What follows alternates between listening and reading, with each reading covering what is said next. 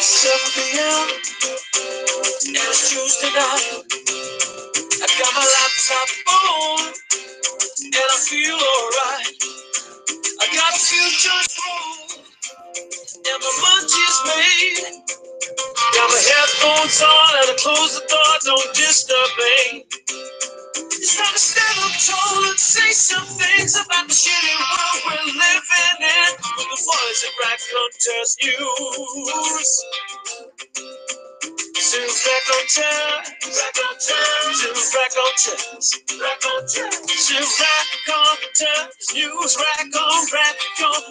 News Raconteurs News, Raconteurs News. Oh yeah.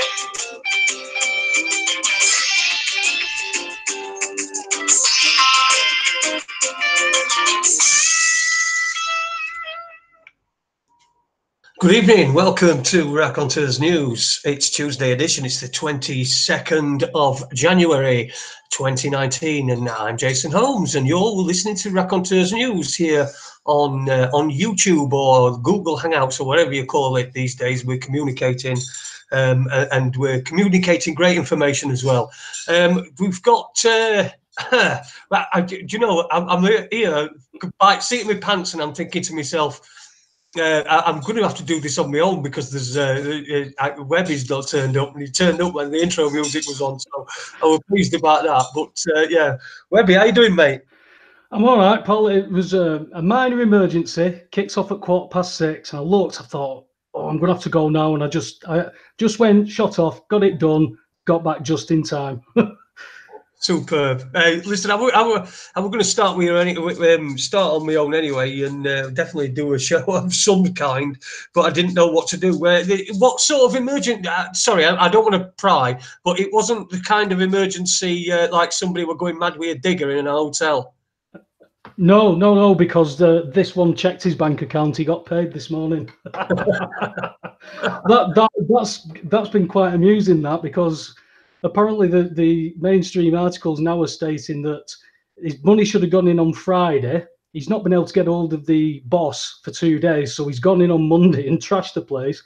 But because of a computer glitch or something, he only got paid Monday morning, and he didn't check his bank account before he went and smashed this hotel up because he had been paid. That's what they're saying now, anyway. Right, a likely story, but you know, you never know. It were amusing anyway.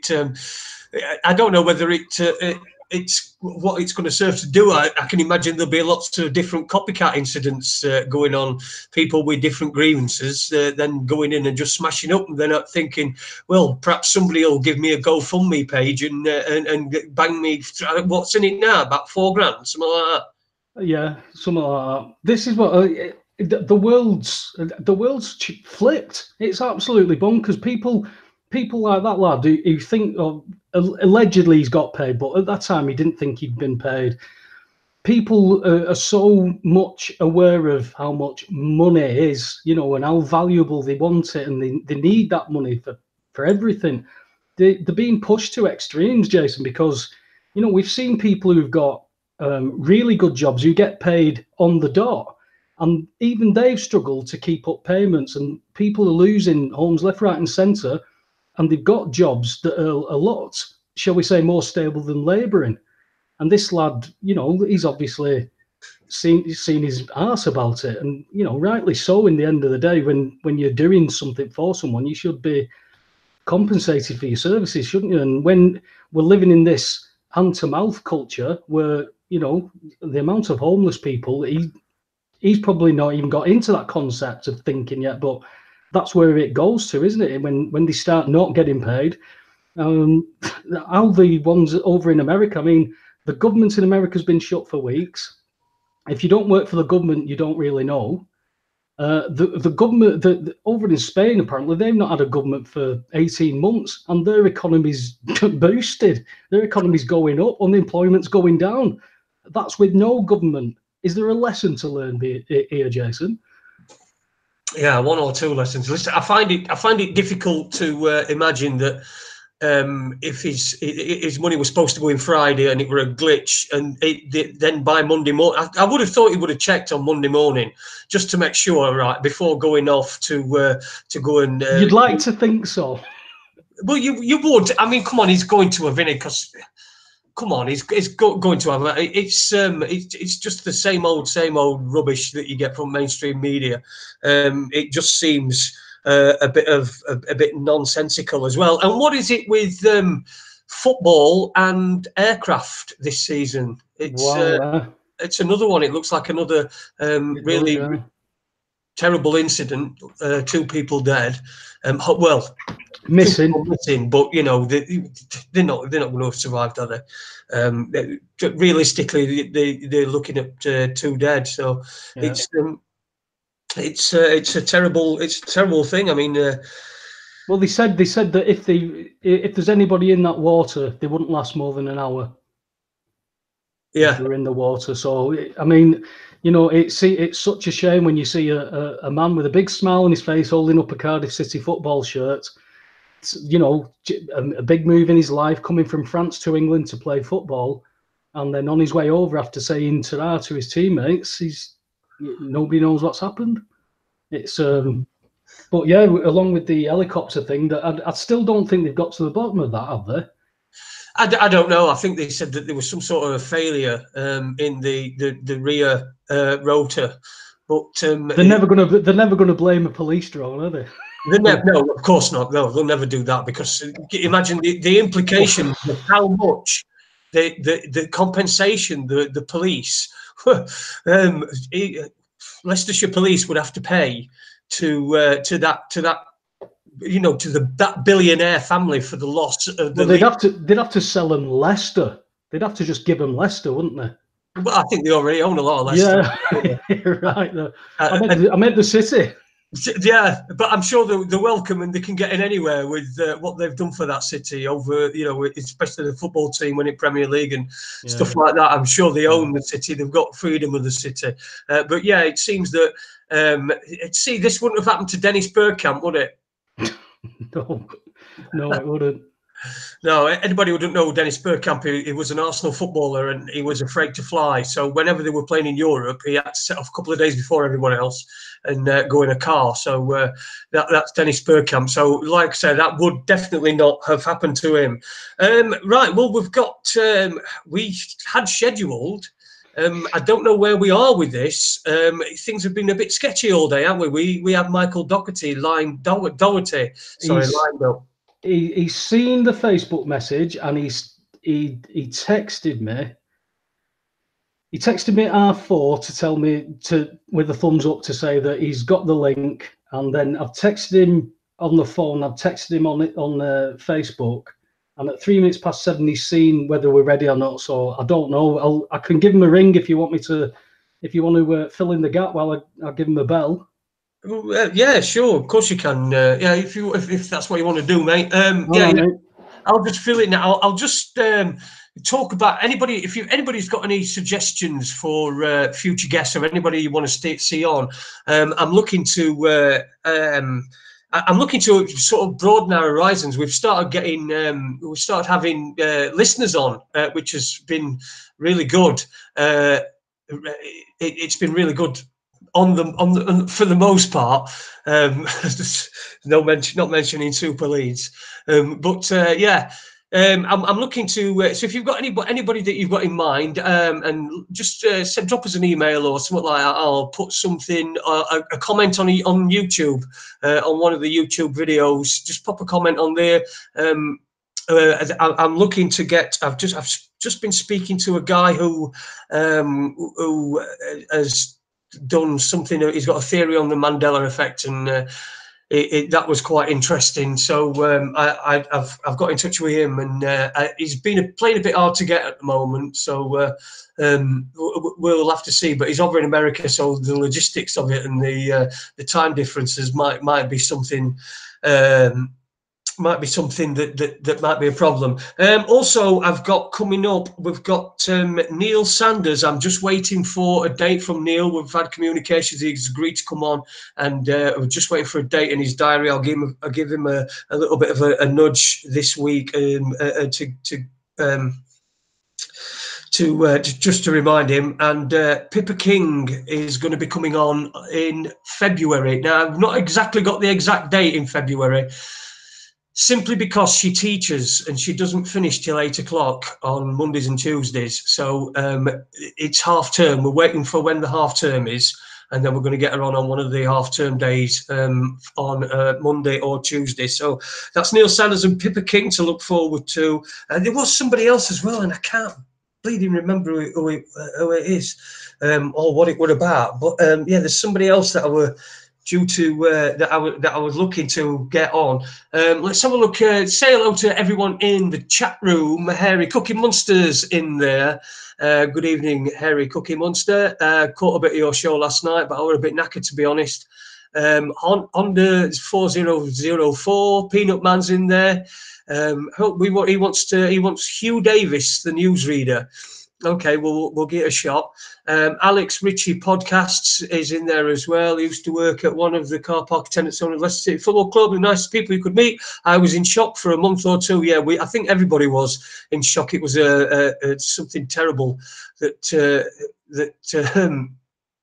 it was, sorry, I'm just reading some of Heath's put. I weren't laughing at it. It were terrible, and it affected a lot of people, not just in Leicester as well, around the country. Everyone knew what a great guy he was, and he'd obviously brought the Premier League title to it. I'll tell you what, for me, he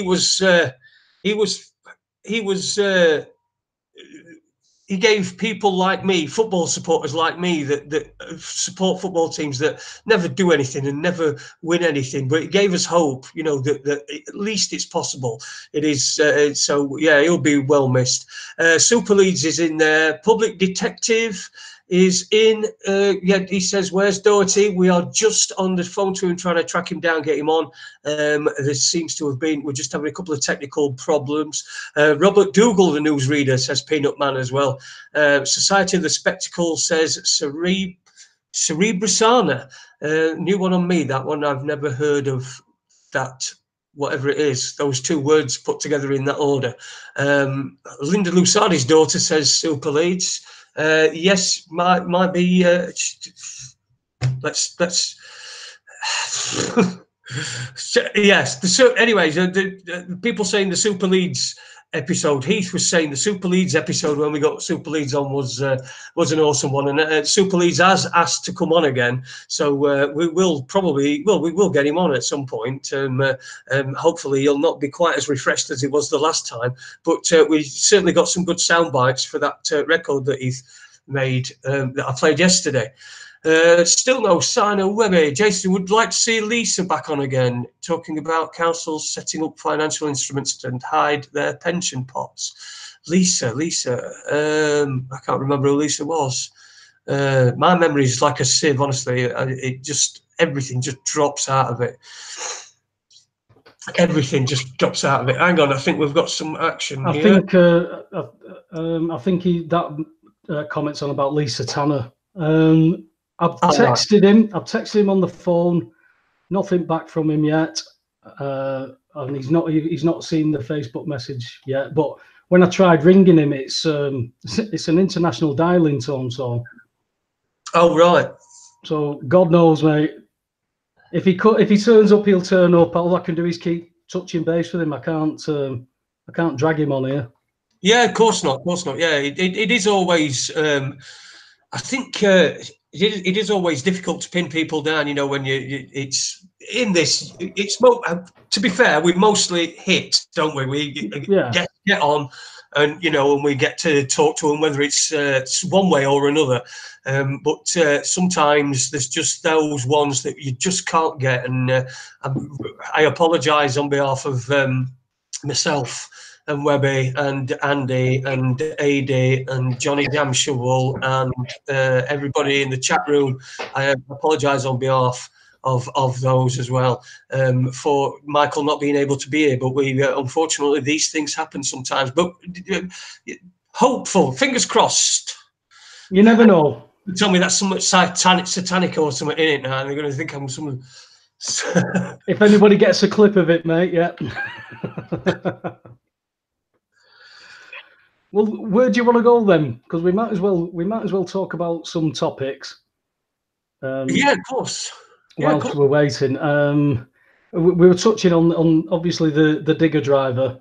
There's a lot of mainstream articles that are stating now that they're all saying that he's been paid. Whether this is something else that because it's a real, it's a story but a nothing story, if you know what I mean. It's one of those, but there's a lot of nothing stories. I mean, I don't know if you caught this one, Jason, of this white glamour model who identifies as black, but she was white. She is white, but now she's had tanning injections, right? And she's black. She looks black. She's still got white features, but she looks black. And this glamour model now thinks that she's going to have a black baby. Or at the very least, fingers crossed, I'm reading it now, that she's hoping for a milk chocolate baby from having these tanning injections. And we were talking about how bonkers the world was, and surely they can't get any stranger. And then here we go. We've got strange that just leaps right off the page at you.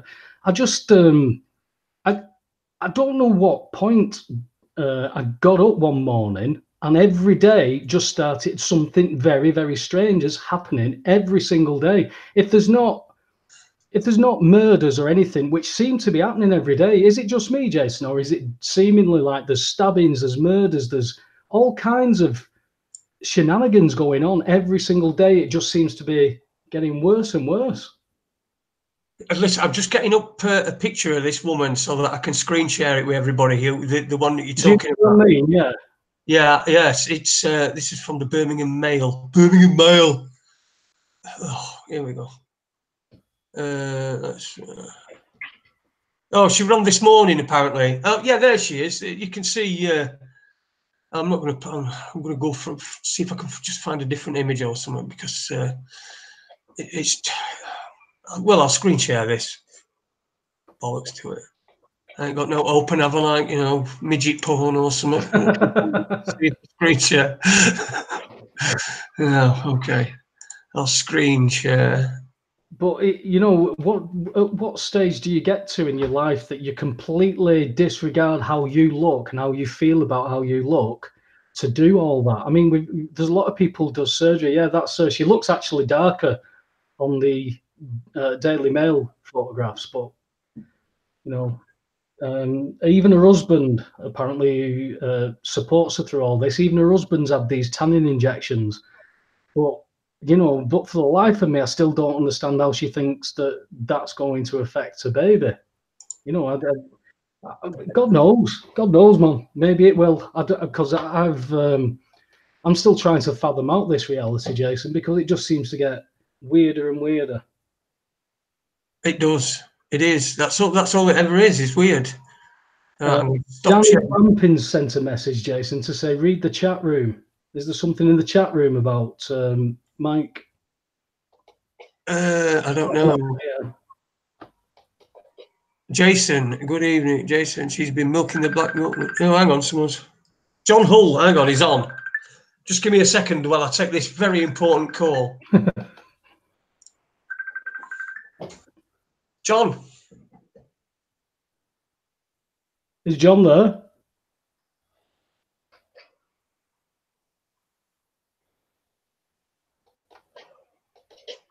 There's nothing happening there, Jason. Yes, mate. All right. You're listening. Well, I've just reading an article now about since 2013, there's 189 police officers convicted of crimes including murder, child pornography, and drug dealing. 189 police officers. We don't hear about this. We don't hear about these. So if we see about the police that are actually, actually doing crimes and getting prosecuted, how many are getting covered up because of what we see that is going on through the judiciary, through MPs, the blackmail, the paedophilia. There's all this stuff is connected. and yet people understand all this. It never ceases to amaze me that people understand it all, but does then that stop? Cheers, John. Right. Have you got it? Because I've just got a message off Danny now. Off? Danny Bampin, he's just texted me, said that Michael Doherty's been on the phone to him. He's coming on soon. Yeah, yes. I've just had John Hall on phone. He's been on phone to Michael. He says he's trying to get on, so he is going to be coming on. So so stick around and don't lose faith in us. But like I said, if he's got a Gmail account, if I can get the Gmail account somehow, then I can send him an invite, and then it's pretty much it's pretty easy from there, isn't it, Webber? Yeah, I mean, I don't understand how people are having so much trouble with copy and pasting the address. When I open Google Hangout, it's a blank address, paste it in, it comes up, it says join. That was it. I don't understand why people are having so much trouble with it. Well, never mind. Well, listen, what shall we? Because John said the best way for you probably is to talk to him on Facebook chat. You know, on the talk, you know, the phone thing. Like John just rang me. He sent a Gmail. Hang on. Oh, here we go. Mary Joanne. Right, I'll tell you what we'll do. We're going to get this sorted. So what we're going to do is I'm going to play a quick record, and then we will be back on, and hopefully we'll have Michael Doherty on with us. So we'll just play one record. Here's one from Heath, and we'll see you in a few minutes.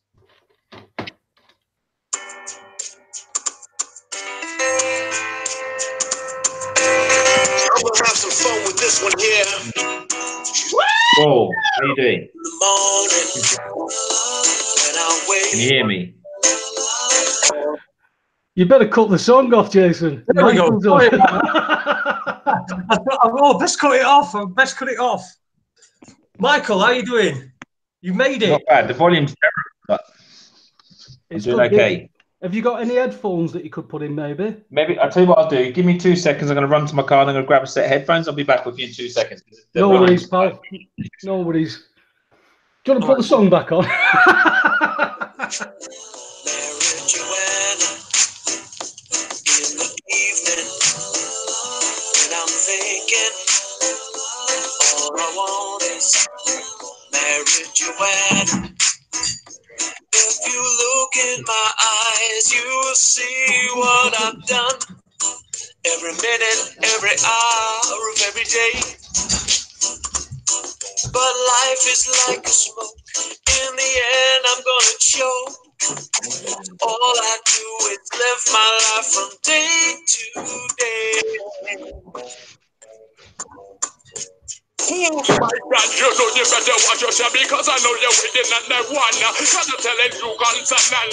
Cause you know the one that I take over and you let me see you do that run. Run and the one that they clan that they wanted that. Cause I know you're gonna bring me now what you wanna do. Cause I'm about to bring it down me. Cause that's all that, cause you know you cannot bring me now that you wanna. You better back at that night because I'm killing you. Roll bar, bun bar, cause I cannot run now. Because you know you like the way you put that because I'm killing your food, so I try to put that and in the mercy. Now what you wanna do and in the mercy. Now what you wanna do and in the mercy. Now what you wanna do and in the mercy. If you look in my eyes, you will see what I've done. Every minute, every hour of every day. But life is like a smoke. In the end, I'm gonna choke. So all I do is live my life from day to day.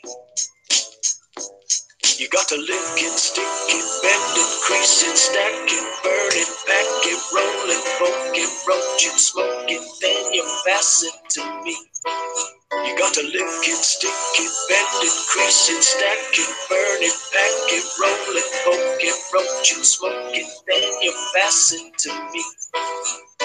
Come on, baby girl, let's get it going on. I'ma hit the highway, I'm doing my way. You ain't looking good, so I don't play games. I keep it up straight, like up in your face. So make your mind up, cause life is too short. I got the best on, don't put your belt on. Stop acting all cool like Kanye West, or you be riding through the wire, and the time I get them tired, you don't want to know. I don't want to know. This goes slow. Hit the backseat when you're doing the licking, kissing, squeezing. Do the damn thing, man. You got to live kiss, you bend and press it, stack up, turn it back and roll. I want it, such and smoke, marriage, your ass. You got to live kiss, you bend and press it, stack and turn it back and roll. I want it, such and smoke, marriage, your ass. You got to live kiss, you bend and press it, stack up, turn it back and roll. I want it, such and smoke, marriage, your ass. Believe can stick when I stack and burn it back and roll. I want it, roach and smoke, marriage, your ass to me. There you go. That's West and Marijuana for 2016. I think that one was. Brilliant song. Check him out, Heath Dweft. And it is spelled as it sounds. Well, but welcome back to Raconteurs News. And we have finally, after we've clicked that cog in the corner a billion times, we've finally got our guest on this evening, Michael Doherty. How are you doing, Michael? I'm very good, and thanks for pronouncing my surname perfectly.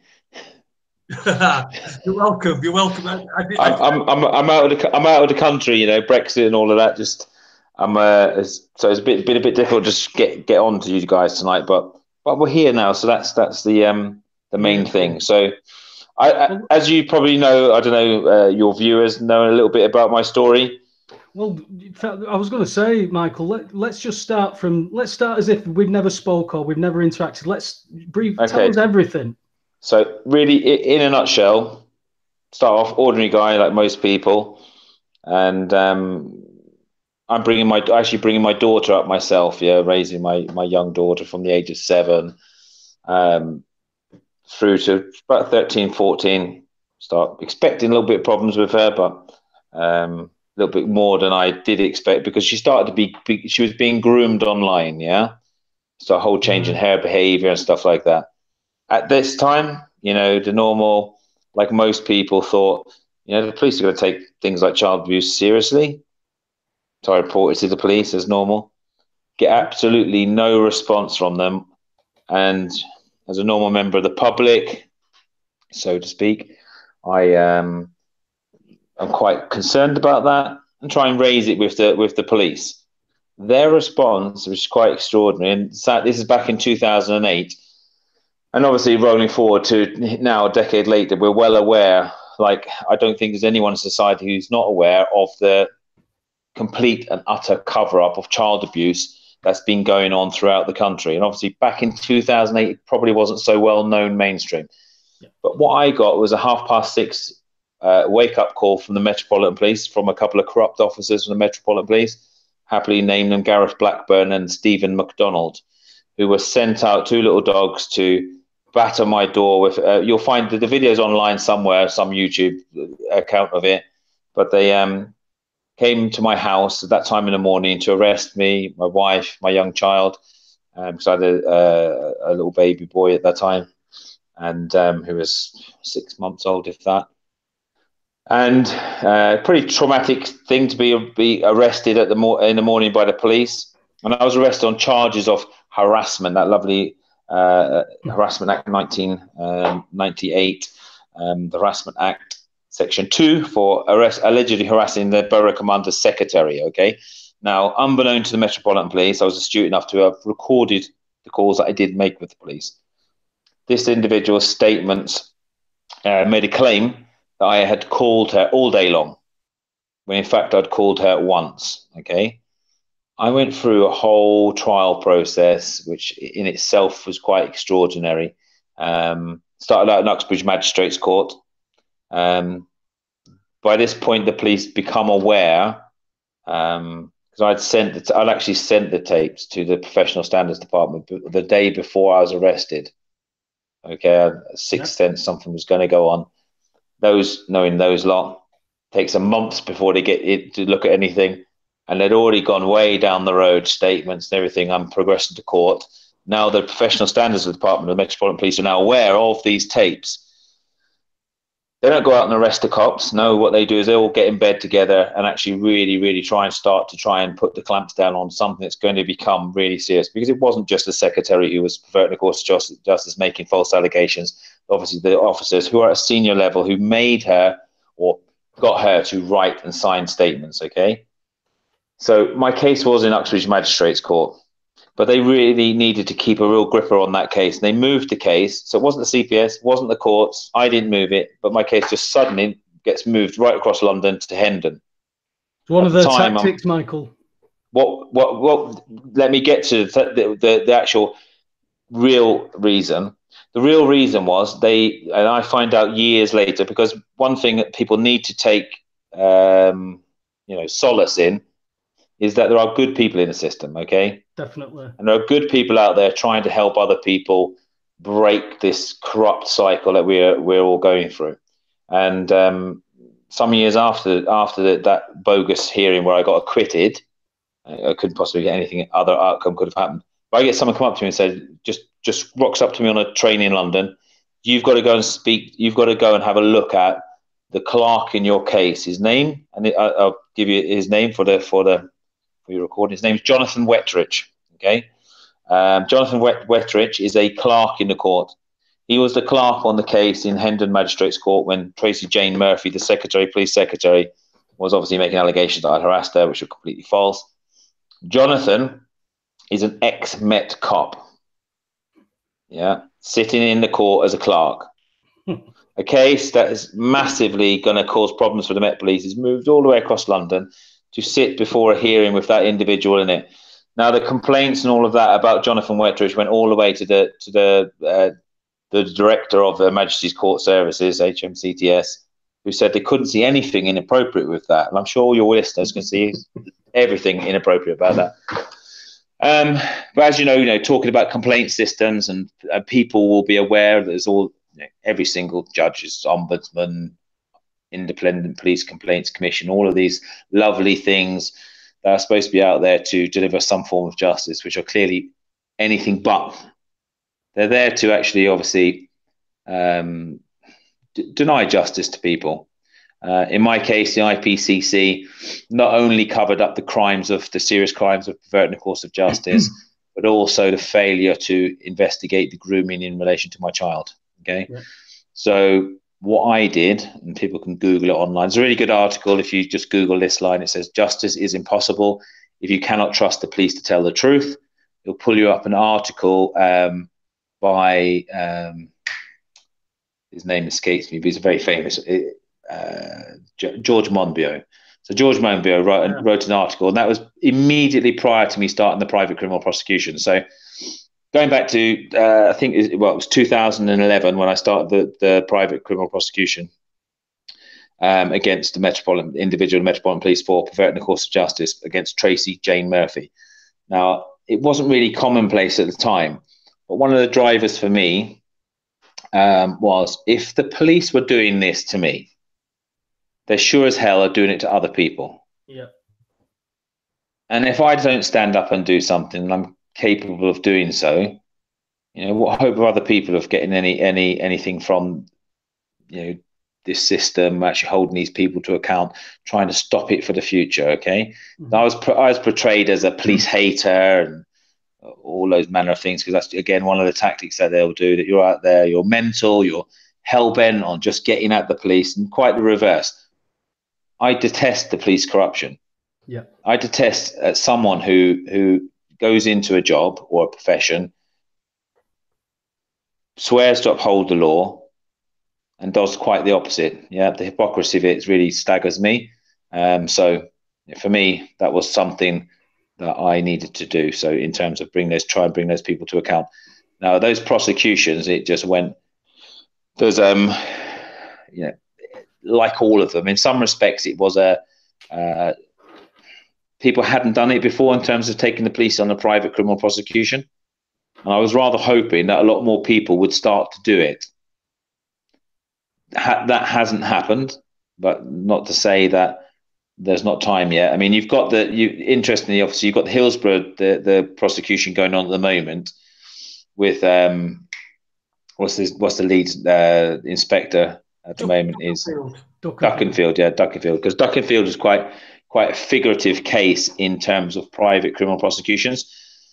Because way back, the Hillsborough family tried to take a private criminal prosecution against Duckenfield, and there's a case which was is quite important. It figured in my cases, because what happens when you start a private criminal prosecution, which is not too difficult to start, just for everyone who's listening, just be completely aware. I mean, I studied law myself. It wasn't quite the reason why I knew about private criminal prosecutions, but it's there. It's a ancient right of ours. That the CPS were not around all the time. The CPS was only formed in, I think it's 1981, Prosecution Offenders Act created the CPS. Prior to that, it was the police prosecuting cases. Yeah. Right. So they tried to create some semblance of independence by creating the CPS. Prior to that, it was the police. Prior to that, it would just be individuals. It would be individual communities prosecuting criminals. Yeah. So you would all get together and you'd say, like, this person's committed an offence, and you'd go down to the court. So just for your listeners, to start a private criminal prosecution, all you need to do is show that there's prima facie evidence of a criminal offence that's known in English law. Yeah. Once you've done that, then they should issue summons, and off you go in the court process. Okay. Obviously, the more evidence you have, the better. So the Tracy, what generally the sort of the pattern of what will happen when you start a private criminal prosecution. Obviously, what will happen is, if you get it off the ground, the CPS will come along and try and take over it. Okay, they'll invite you to provide them evidence, and you'll give them the evidence. They will generally, of course, stop the case. Okay, they will protect their colleagues in the police service. Now, Duckenfield was a very important case. The original decision in Duckenfield, what it said is that the CPS won't get involved, the public prosecutor won't get involved when a case has met what's called case to answer in the criminal courts, which means a jury properly directed in law, based upon the evidence presented, could properly reach a guilty verdict. Yeah. So if it'd gone past that stage, the CPS wouldn't get involved prior to that. But when I started my case against Murphy, what they did was create a case in a Supreme Court called Gujarat. And Gujarat changed the position of what the CPS will do. Because I genuinely believe, and what happened is in 2011, when I started that criminal prosecution, the establishment went, oh shit, we've now got an individual has just taken a private criminal prosecution against us. We need some mechanism to stop this, okay? Because they originally what they tried to do, and there were probably some of your listeners were at the original case in Luton when its first visit to Luton Crown Court, because I started it in Luton Magistrates Court, then it went to Luton Crown Court. The very first case in there was the Met's barristers were in trying to stop the case on what's called case to answer, okay? So in they came, made their arguments as to why the case ought to be stopped. I obviously presented why it ought to go to trial, and I win. Okay, but it was more than I won. The trial judge, David Farrell QC, stated that the evidence was compelling against the individual. Okay, so here we are in court with evidence that is compelling of a serious crime of perverting the course of justice, a lengthy jail sentence beckoning, and it had gone through the whole professional standards system, the independence police complaints system, who had covered it up, not even performed a criminal investigation, just said the whole thing was just a mistake. It's shocking, no? Mm-hmm. And all to do what? All to cover up the fact that they failed to investigate grooming that I reported in Hillingdon, yeah? The borough of Hillingdon. Yeah. Now, your viewers, and something else that's recently come, because it was not only Hillingdon Police I was up against, but also Hillingdon Council. And if your listeners Google the Millie Dowler case and Levi Belfield, mm-hmm. And very, very recently, so Millie Dowler was murdered in 2008. This is the same time that's going on with I'm reporting my daughter being groomed and stuff like that in the Hillingdon area. It's just been uncovered that Levi Belfield was involved in a grooming gang in Hillingdon that was taking children from Hillingdon Social Services children's homes and sexually abusing them. Yeah. And and obviously they must have known about it, and that was also covered up. Yeah. It's still to this day, it doesn't compute with me.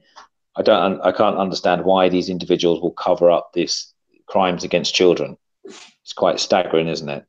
But yeah, not really. IPCC. After seeing that Tim Fortescue interview, no, it's completely not. When he's making political statements in interviews where that, people would go to him, and maybe it was a scandal involving debt or small boys, and they would come to us and say, "Can you fix it?" And we would, and we'd make it go away, and we would earn brownie points, and they would do as we asked when we wanted something doing back. So.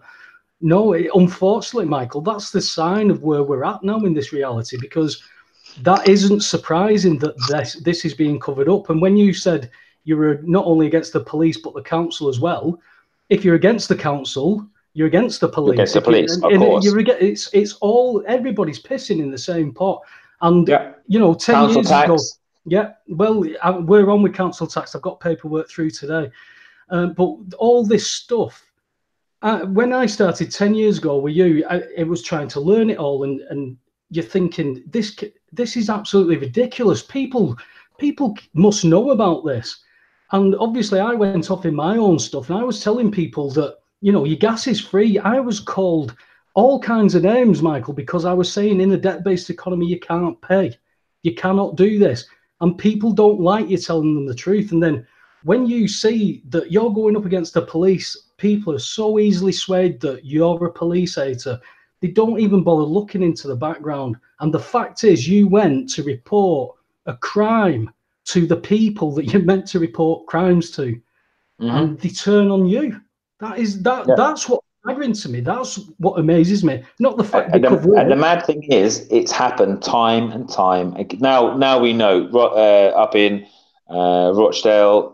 All of those places, there were children that they were going in there saying, "Look, I've been raped, blah blah blah," and they were telling them, you get out of here, or doing something to those kids. It was like the people who are reporting crimes are becoming victimized by the very authorities that are supposed to be investigating crimes, because it can only be that they're involved in it, and they're involved in it for, you say, serious reasons. Yeah, there are. People implicated at higher levels in society. Very much so. I mean, it's never been so blatantly bloody obvious. It's never been this obvious, because, in an age of information where ignorance is a choice, and people can't help but see this now because it's spilling out everywhere. So you started the case, and the case goes on, and it starts building up. So So what happens is, obviously, the standard thing is that the CPS come along. This is Bedfordshire's Deputy Chief Crown Prosecutor, who just so happened to be a Mason. No, really? No. And funny enough, we sent a copy of the Masonic yearbook in there with his name in there to ask the question, and then he resigned shortly after that. Don't know why that was. Conflict of interest, perhaps. He stopped it, or tried to stop it. It then went into High Court. We then have Gujarat case. And then my case, actually, the CPS dropped the challenge in the High Court on the Tracy Murphy case.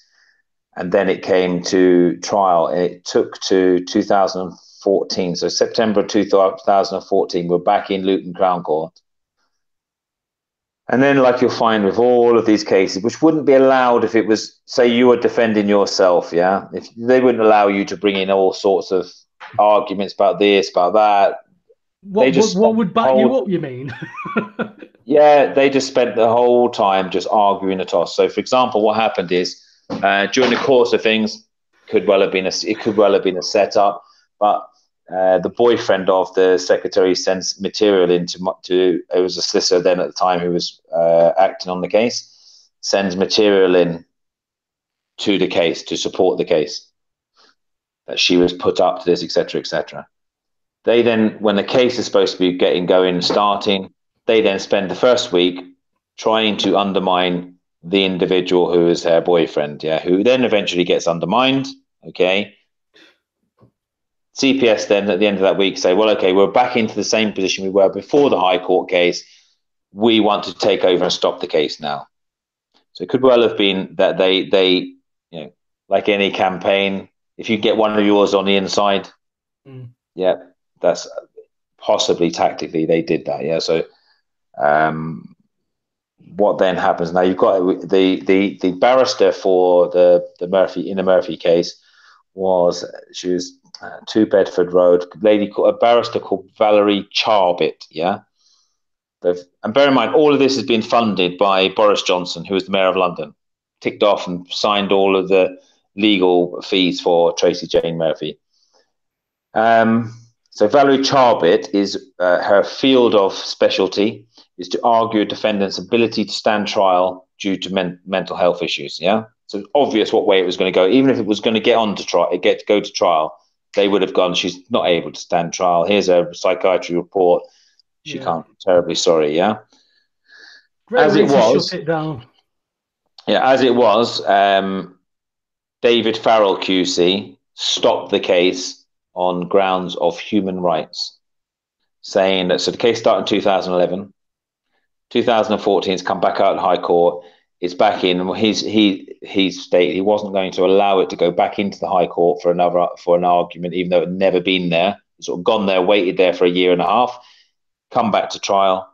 CPS wanted to take over again, which would obviously required it to go back into the High Court for these arguments to be had. And he wouldn't allow it. He said it was on grounds of human rights. He was going to stop the case, which he did. I sort of get his rationale in one respect. He seemed like I'd give you an interesting one. If you look up David Farrell QC in January of 2012, so by November 2011. He had said that the evidence in this case is compelling. It should go to trial. Within a month or two of that decision, there was a front page Sun article about David Farrell QC, yeah, calling for him to be resigned in relation to a particular case in funny enough regarding child abuse, saying that he was lenient on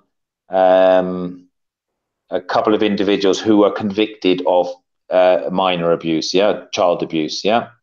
It's quite an interesting, complicated case. And the line that he is purported to have said, he actually repeated what the prosecution had said when he was doing sentencing, yeah. So obviously his sentencing is based upon what he's told by the prosecution, yeah, and with supporting guidelines for jail terms, etc. Yeah. Now, interestingly, they went for him. Yeah, I've like turned into a million of me. David Farrell, there he is. Yeah. So he stops the case. Okay, but while the other one as well, your listeners can have a look at is in once the Murphy case had started, it had gone off into the High Court. I decided to start the second case because I had a few lined up. Okay, so Detective Constable Stephen MacDonald and Sergeant Gareth Blackburn. I took them to start a private criminal prosecution against them for kidnap, false imprisonment, aggravated burglary, affray, assault, actual bodily harm, misconduct in public office. Okay, now quite a 7 charges. Started the case in Uxbridge Magistrates Court opposite the Uxbridge Police Station, just to show them where it's at. Okay, let's have this on your doorstep. And there's a judge there called District Judge Deborah Wright, issued all of the charges on a case to answer basis. Okay, that case, same thing happened. CPS come along, take over it, blah blah blah, and off he goes. So obviously, I got a bit wise to this. CPS people coming along, taking over my cases and doing that. So again, for your listeners, the CPS invite you. And the third case, they asked me for the evidence, and I said, I'm not minded to give you the evidence. You're obviously clearly not going to be prosecuting these, so I'm quite happy on my own doing these prosecutions. Okay, so please stay out of it. Yeah. They then wrote back to me and said, if you don't give us the evidence within 14 days, we're going to make a decision with whatever evidence we have.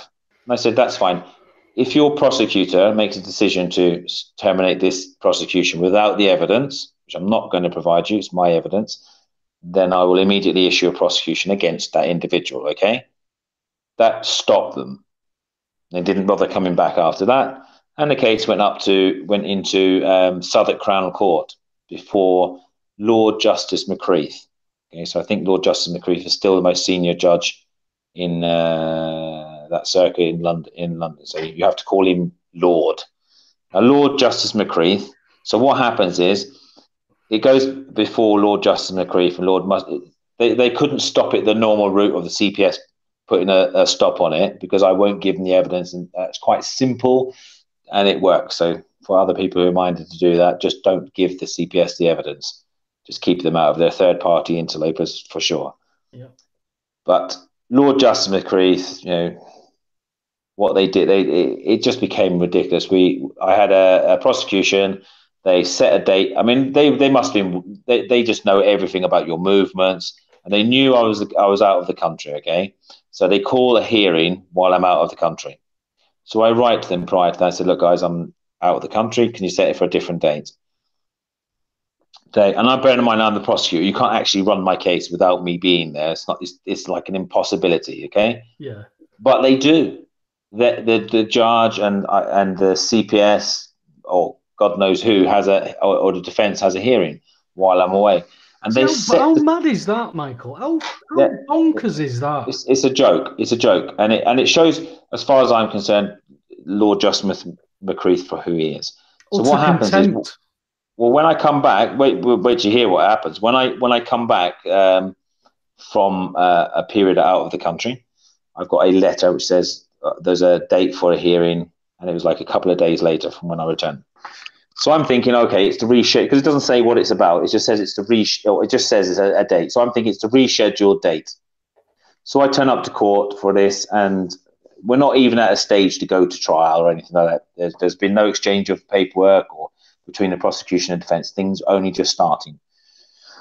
And I get to court, and going to court, and Lord Justice McCreath said, okay, Mr. Doherty, are you ready for trial today? I said, well, no, I'm not ready for trial, and I shouldn't think the defence is ready for trial either. He said, well, Mr. Doherty, on that date, the previous one, we had the hearing, and we've set a trial date for today. So as you're not ready for it, I'll be calling the jury in to acquit the defendant. And that's what they did. Wow. So, yeah, that's the state. Basically, Michael, then what they're doing is they're just making arbitrary decisions that go against everything that is meant to be about lawfulness and justice for every man and woman in this country. That's basically what they're just doing, isn't it? If law is either for all of us or none of us. Yeah. Yeah. If the courts aren't able to dispense justice, they can't be selective in how they're dispensing justice. You cannot say that a police officer or a member of the government is above the law. For example, I don't know, Prince Philip. Exactly, driving around without a seatbelt and all of that capers, and anyone else would be prosecuted for undue care and attention and stuff like that, for sure. I don't mind him not having a seatbelt on. Well, I know the chap who built his car, so. What? Which one? The first one, or the one that got delivered 3 hours later? All of them. But irrespective of whether he gets prosecuted for not wearing a seatbelt. I mean, end of the day, if you get stopped without your seatbelt, if it's good enough for the Queenie, it's good enough for me. But they're stating there's nobody at fault for that accident. How is that? How is there nobody at fault for that accident? Just happened. Yeah, just one of those things. And I wonder who's insured. Is he insured? I'd like to know that. Well, people are debating driving licenses. Has he really got a driving license? I very much doubt it. Yeah. I very much doubt it, because He's a free man on the land.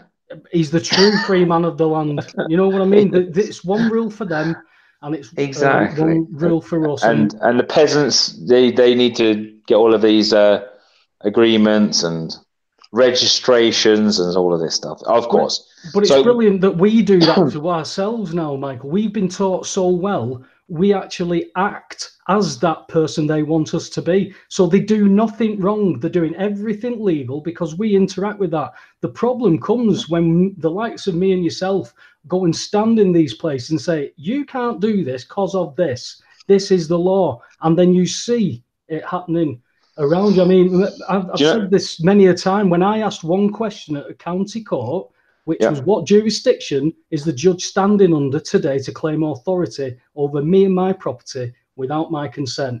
4 minutes later, armed police arrived in the foyer. They ran in and out of every courtroom looking for a breach of the peace. When they realised there was no breach of the peace, they stood round scratching their head. The court clerk went over. I was summoned into the court with 6 armed police around me, where I stated, I don't wish to sell my property. I don't care what she does with hers. That was mind-blowing. That is what you're up against. And then the council are coming in as well. On top of everything, they're like vultures. They see pickings, and they all come in through that court. And that is where the corruption. And we were getting on to, you mentioned Freemasons. Do you, from your experience, do you think that, or have you heard anything from people that it's maybe Freemasonry that are keeping the good people that are tied up at bay? I mean, there's a problem with everything. I mean, one of the problems, look, obviously I've seen Freemasonry links in my cases. It's a must. But it is. Where do you like the decisions get made down at the Masons Hall in some, but, where the police are heavily involved, or the Masons are heavily involved in the police. Definitely. There's been some major corruption investigations which have... They've got it tight, haven't they? They've got the judiciary, they've got politics, they've got banking.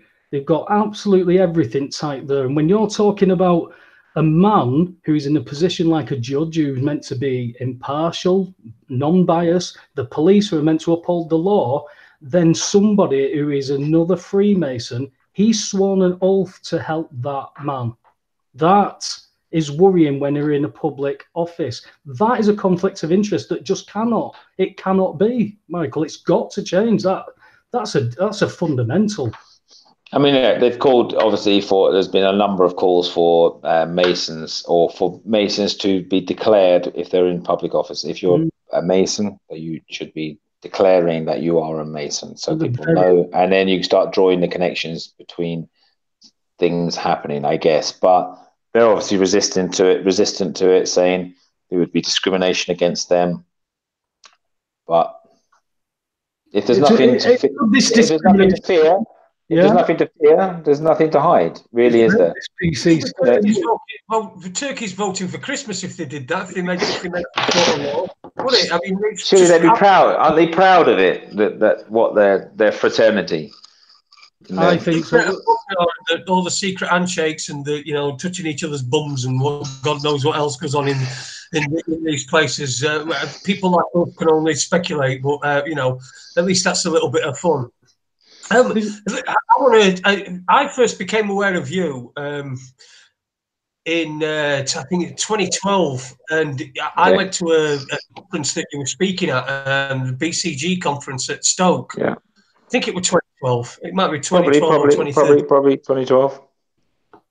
Yeah, and you did a talk, and I remember one particular thing from your talk, and I found it quite incredible, and it was right at the very end. I think it was right at the very end anyway, but it was something that stuck in my mind because I've got a mind like a sieve. I remember nothing. Okay. But you've got a phone call recorded with the police, somebody on the phone, and at the end when they were hanging up, guess called you twat. Just put into Google. I think it's 999 call twat. And it will come up. Now, I mean, obviously, their programs. I've got officers at my door. This is when they came to my door to arrest me unlawfully. I phoned 999 and said, "Could you send the police down? You've got 2 of your rogue cops here in my house." And they said, "Yes, sir, we'll send the police down, but not to help you, to help them." Yeah. They've got every right to be in your house. Whereas they didn't have any right to be in my house. They had no warrant. They had no due cause to be there. They weren't invited in. Yeah. So they had no right to force their way into the house, and that was proven. But as you both know, and as your viewers know, the council, the police, the government in general, it all boils down to they will just use force against you. Yeah. If you don't play ball, they are just going to try and destroy your life. They're going to try and take your possessions. They're going to try and jail you, beat you up, taser you, kill you, whatever. That's the long and short of it. I mean, looking across the channel to our French friends and their yellow vests, is that the last time something like that happened in this country was the poll tax riots, yeah? And look how quickly things changed when people had got to the stage where they just had enough. Yeah. There's even politicians warning of those poll tax riots with this universal credit alone, never mind anything else. But standing up to these people, you're right. What they do is they're going to do everything that you can. For 10 years, I've known Ben Gilroy as long as I've known you, Michael. And Ben Gilroy has been challenging these bastards in courts on behalf of people over for 10 years. And he's gone into a court hearing to give evidence, and they've brought up a so-called court order that he hasn't fulfilled. Now, there's discrepancies in the court order. He's agreed to do the community service, but it's not been done. And he was told that he would not be going to jail. Yet once he got in the court, they brought it up, and the judge sentenced him to 3 months in contempt. That is taking a man who is doing nothing but highlighting the fraud, the corruption. Because he becomes because he becomes a target for. But I think I think they've shot themselves in the foot, because Ben's proved himself to be what he is. He's stating that he wants to help people. And he's showing the fraud and what they're doing. And the situation you've got where you've got ex-British armies, bailiffs, ex-British troops coming as bailiffs from Northern Ireland to Southern Ireland. It's complete madness. And that is these people have got so drunk on that power, they're going to do anything and lie about everything to keep hold of it. Yeah. I mean, I think that the repossession things, I mean, I know I do work with Danny Bampin, I'm sure he's listening. And he's done an awful lot of work in relation to council tax and how fraudulent council tax is. Very much. Which is ultimately just comes down to, if you don't pay, we'll throw you in jail for an alleged civil debt, which Danny's looked into, and it obviously relates back to the poor law, which was abolished. You in England and Wales, you couldn't be jailed for once the poor law was abolished. For civil debts, but now they're doing that to people. Well, I've spoke with Danny a few times about it, because the work I've looked into with council tax is, it even states it within the Act that it's a commercial property tax, so it's attached to anything of property that is commercial. So I bet most people who are paying council tax don't live in commercial properties. So of course, therefore, people got to start looking at what are they doing? How are they assuming? How are they presuming that you're in that position, that you haven't got a commercial property? When you start to look, Michael, it unravels itself. All the truth is in every act.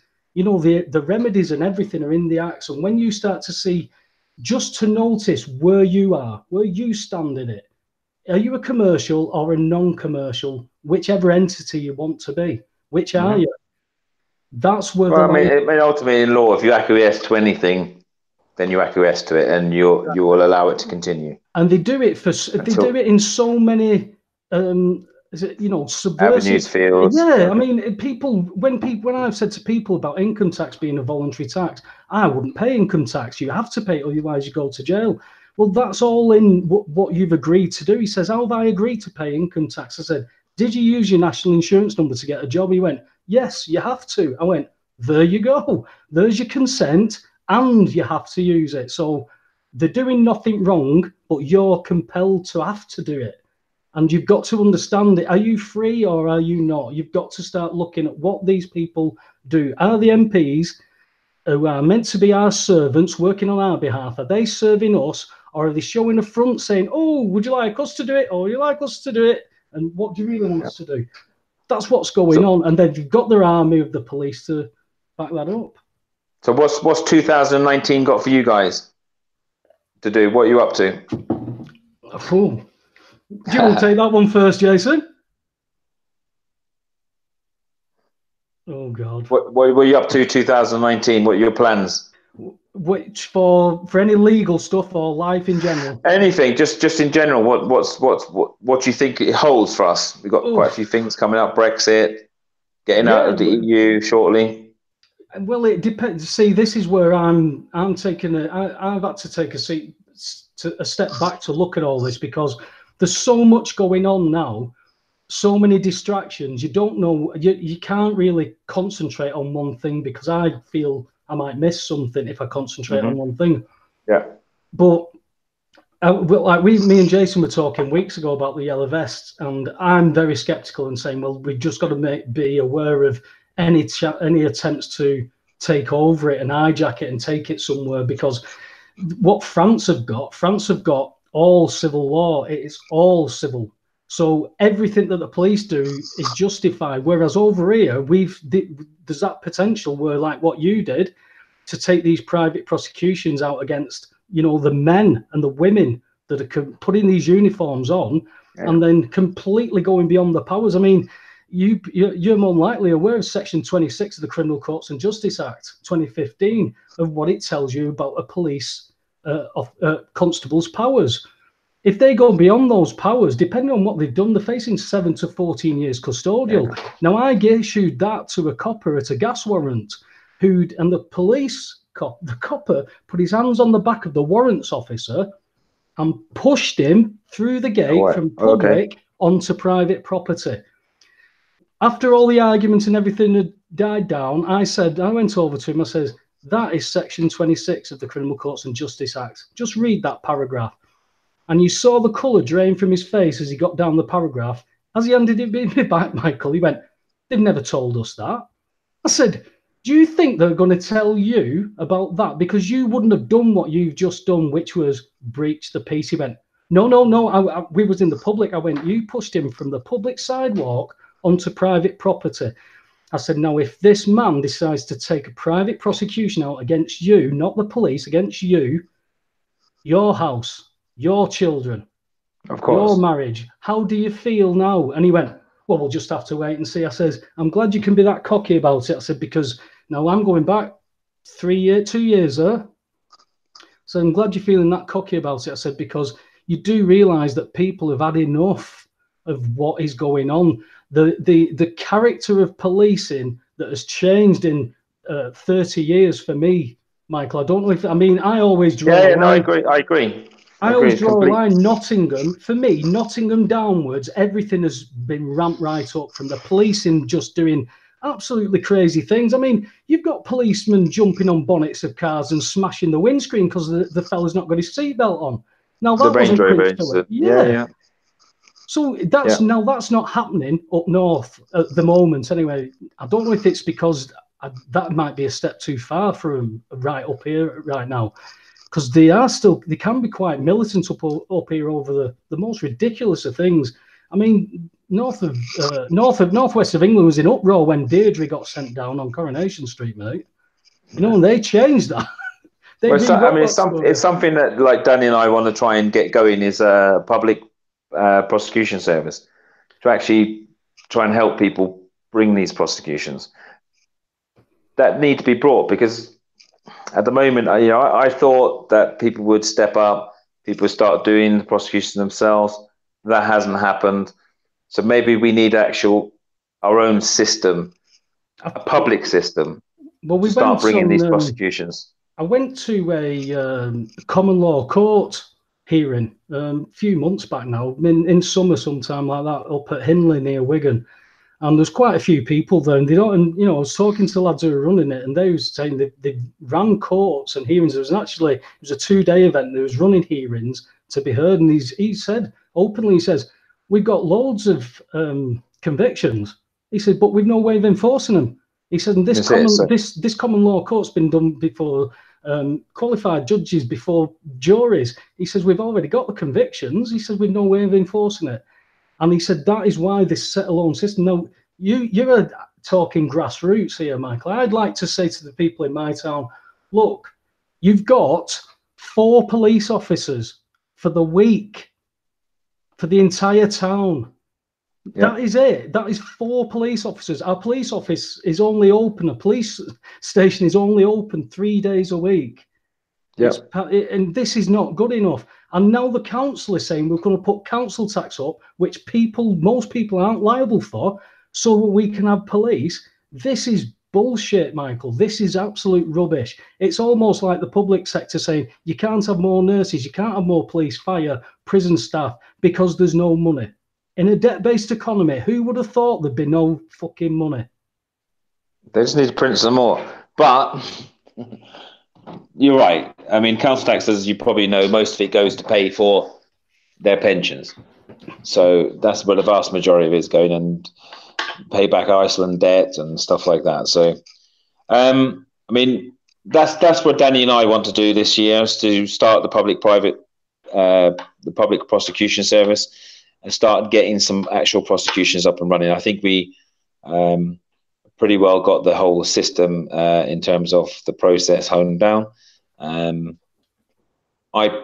know where the CPS and where the state is going to go with trying to stop it, and we already have the countermeasures to see them off on that.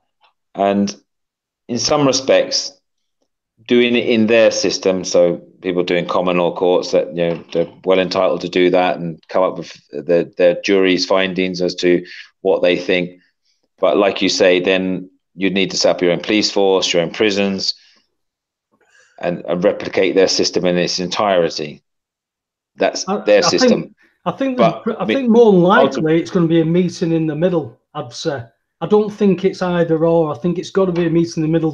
The commercial aspect of this law has got to stay there because it controls commerce. You're absolutely... This is why when people have said about, get ready, Jason, this is when people have talked about the Bills of Exchange Act. They can't just repeal it or change it because it's global commerce. So they would be messing about with their own system. The fact is, common law is the highest court in this land. It's just been not recognised for so long. And, even in my generations, they don't remember common law. They don't remember what it used to be like. This is the criminal thing, the hierarchy, God, man, judge. If I go into their courts in their jurisdiction, then they're presuming I'm going in to discuss business negotiations. You know about my injunction that still stands against the Bishop of Westminster and the whole Westminster diocese. No, well, yes, but to speak about it, because you've just touched on that about the God, man-made law, off it goes. Yeah. So when I went into that arena, the county court, to get an injunction against the Bishop of Westminster and the Diocese of Westminster, my affidavit started with, I am a man. I am a son of God. And then my affidavit started. And the judge in that particular case, it was a very, very interesting case for a lot of reasons. When the barrister turned up for representing the diocese and Bishop John Arnold, the judge asked him, do you accept the jurisdiction of the court? Which is quite remarkable. I don't think there's not anyone I know that's ever heard a judge asking someone, do they accept the jurisdiction? Have you ever been asked whether you accept their jurisdiction? Michael, the jurisdiction question is the beautiful key to all this. That's the problem. But they asked him, do you accept our jurisdiction? The mad thing is he said yes. He died. He died a little bit shortly after this, after I won that case. But obviously this injunction still exists. It's an injunction against the diocese for them to hand over material that they hold in relation to child abuse. Okay, and they're prohibited from destroying it. The injunction exists. Case was won. They're ordered to hand over the material, and they still haven't handed it over. But they won't do them for contempt of court. So it's a bit of a legal lacuna. But there is. Well, Bishop John Arnold, obviously someone's had a word with someone down the road. Bishop John Arnold was moved, so he was the Bishop of Westminster, and he's been moved. He's now the Bishop of Salford. So John Arnold, Bishop of Salford. Oh, Christ, you've dumped him up here. You've got him up there. You should go and visit the man. Well, go and visit the man. Yeah, and well, ask him. As well. We've got Andy Burnham as mayor up here as well. So we've got a fair few criminals coming up here. But Andy Burnham, I think it was at Liverpool Football Club, just shamed him into giving them an inquiry.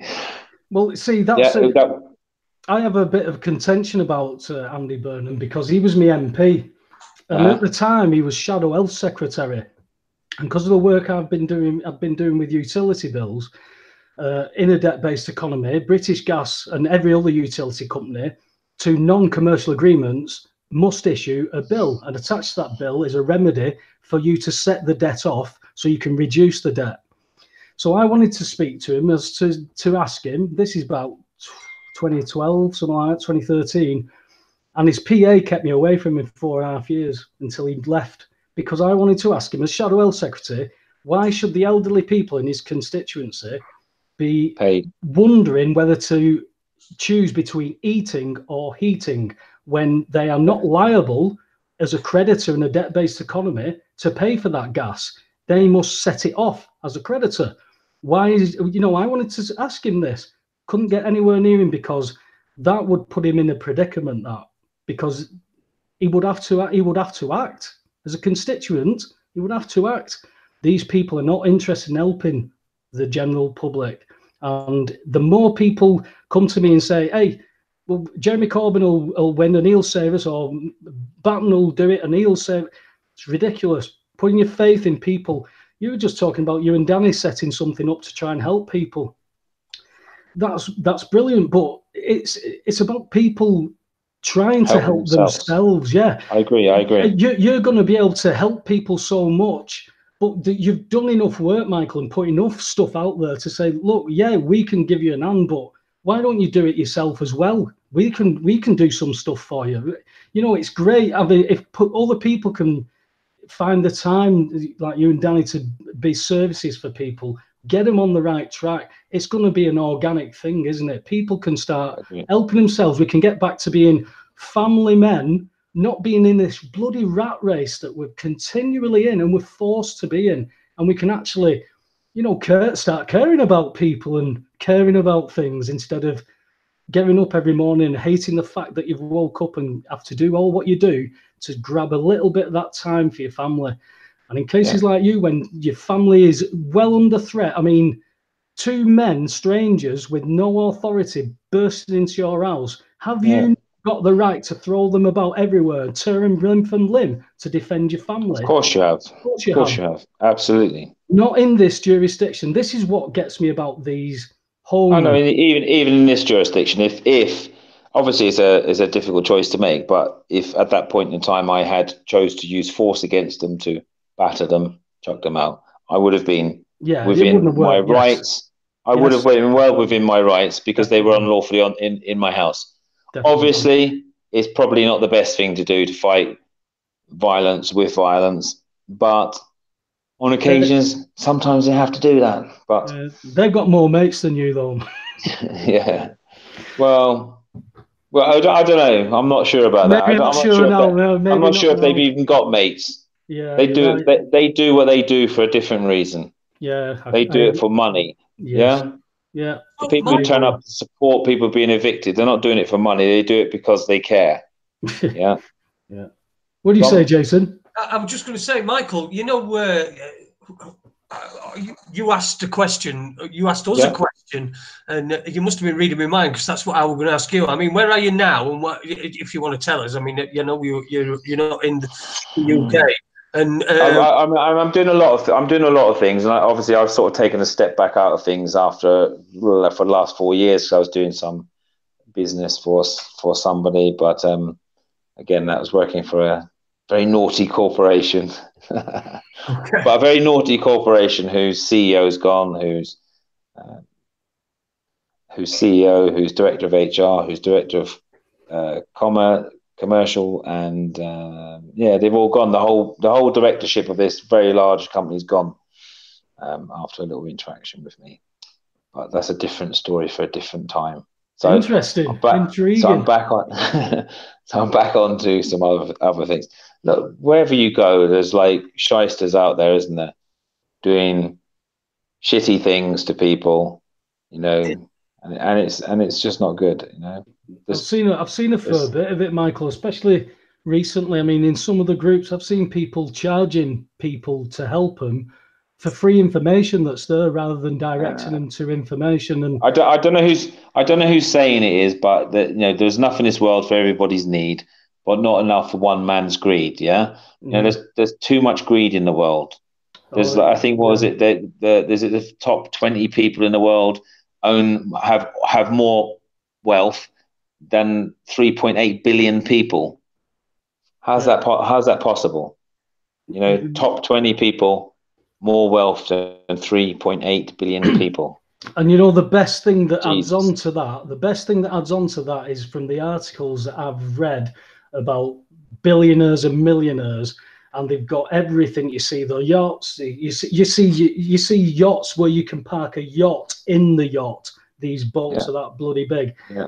And yet everybody's asked them, what boat you've got, what car, and most of them that I've read in these articles who have come out and said that money's never made them happy, says nobody ever asks whether I'm happy.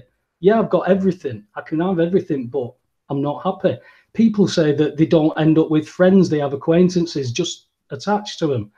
And, that's a very lonely place to be. And I had to, in the last 10 years, Michael, when I went through what I went through, I've had to lose everything materially. And then I can sit here and look you in the eyes and say, I've not been this happy since I was a kid. And I had to lose everything to get to that. Don't get me wrong. It's been it's a hell of a journey when you're pissing in the wind, because everything you're doing. I had property stolen through the court system. Who just report stolen property to? Oh, the ones who stood round me with guns. Right. I had to go through the police crime commissioner to get an interview with a constable. I couldn't even get an interview to report it. I got a crime number, and she was going to give me a crime number. She took the report, an hour and a quarter, and she said, Mr. Webster, she said, that's criminal. That they can't do that. They can't do that in court. That's a crime. She said, I'm going to go and see my detective sergeant, and you can probably guess with what she came back with. I'm sorry, it's a civil matter. Yeah, of course. And I said, I can go and steal somebody's property as long as I'm a solicitor or a judge. I said, that's okay then, is it? And I found out in the last 10 years, Michael, it sure is, because all they want is a court stamp sent to the land registry, and the land registry legitimize, all we've got to do is change it. Because I had a conversation with somebody legally trained at the land registry, and when I asked her, I said, how have you transferred this title? How have you transferred these deeds without my signature? And she says, we don't require a signature. She says, as long as the court stamp on it, that's all we need to do. I said, so all you're doing is moving titles. I said, so this is all commercial. I said, it's nothing to do with a man owning his house, because you can't own a house, because a Mr., Miss or Mrs. is a business, and they can't own land and property. They can only own titles. So there's not many of us ever owned anything. Compulsory purchase, there's a few quid, get out. That's it. Whereas if you own the allodial title, now you've got something. Now you've got a castle. Now you've got a castle to defend. So these an Englishman's home is his castle. Yes, and all these have been bastardized into a court, into a civil jurisdiction, using what we term as basic English language that means totally different definitions in their world.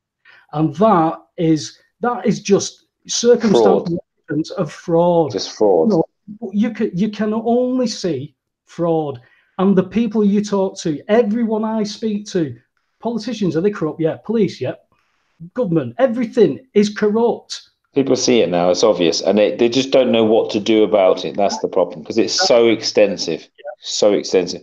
And in some respects, a lot of them are involved in it. You know, sometimes they're the matey pulls on the suit and goes down to the court or the council and actually, you know, helps perpetrate those frauds. Yeah. The social worker who takes the child away from a home that it ought to be staying, you know, for financial gain. This is where the corruption comes, isn't it, Michael? Because I mean, I think we can both agree there's definitely situations where children need to be taken out. Those situations. Yes, of course, of course. There's always a good. Yeah. There's always those cases, but there is also a lot of cases where they ought not to be. Very much so, and that is what worries me when it is profit led. Because a business has to make that profit, and if that means the more children we take, the more profit we make. If people think, you know, listening, that's just some sort of mad proposition that the state would be putting children into private hands, private care for money. I think they only need to look at the judge in America who was jailed for that very reason. Yeah. Yep. So you know, it does happen. You know, sometimes you've got to look at who owns these private companies that are providing these children homes and stuff like that. So there's a whole lot of work to do. That's what you've got with the prison profits for prisons. You know, they've been trying to bring in private prisons or a private firm to run these prisons. Now, if you look at the American model, when Correction Corps was running it, they were signing 95% guaranteed occupancy rate contracts with the government. Yeah. So they were guaranteed to be 95% full. That is not aimed at rehabilitation. That is aimed at getting people into jail and keeping them there. Bleeding money from the public purse into private hands. Yeah, and you've got a man who's never been in trouble with the law in the state of Louisiana, caught with one spliff. He's doing a 10-year mandatory. This is absolute madness, and it's profit led. And you can see the Correction Corps thing. You can see all the round tables that have done what they've done in America. I always use the American model. They always, apart from maybe fits and starts, they always seem to be 8 or 10 years ahead of us. If they sneeze, we're going to catch a cold about 8-10 years later. Yeah. America at the minute, as we said earlier, the government's shut. Nobody knows. You know, it's just, the government's shut. Unless you actually work for the government, which you're not getting paid, nobody knows. It just carries on. Exactly. It's a bit of rubbish piling up. How does Spain's economy improve with no government? How does employment go down? Is it because there's nobody taking these statistics? I'd like some answers. Yeah. Well, I've got a dash, boys. No worries, a few things to do. Lovely speaking to you. Yeah. And very best in the year ahead. That's lots of interesting things to do, guys. Yeah. Okay. We all have, yeah. Yeah. Take it easy. Speak to you soon. Cheers. Stay in touch, Michael. Take care, pal. He's already gone, mate.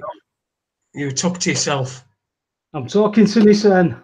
Which is what you will be doing if you're listening to Raconteurs News. We've just had Michael Doherty on the show. He's had to dash off. He's got stuff to do. Interesting though, Webby. Interesting.